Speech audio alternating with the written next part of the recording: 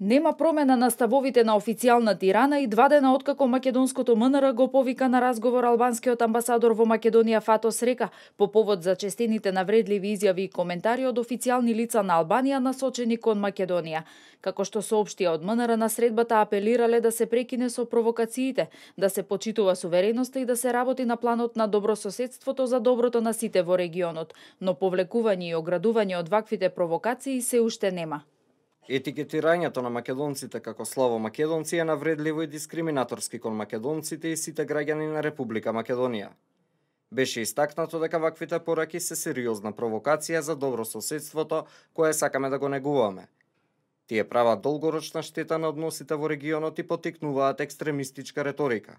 Она што ни треба во регионот е обединување околу интеграцијата во Европската Унија, мир и економски напредок.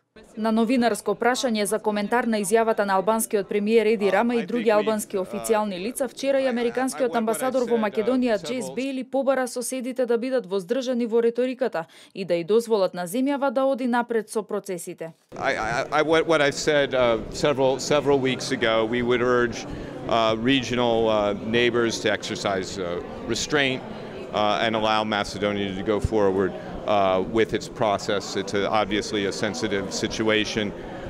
We have the United States uses the word Republic of Macedonia. We recognize Macedonian identity. Изминатиот период на сметка на Република Македонија пристигнаа низа провокативни изјави од албански функционери. Албанскиот министер за надворешни работи Дитмир Бушати побара платформата на албанските партии да влезе во македонскиот устав. Премиерот Еди Рама пак македонците ги нарече славо македонци и истакна дека албанците во Македонија не се малцинство, туку ентитет што сочинува 35% од населението.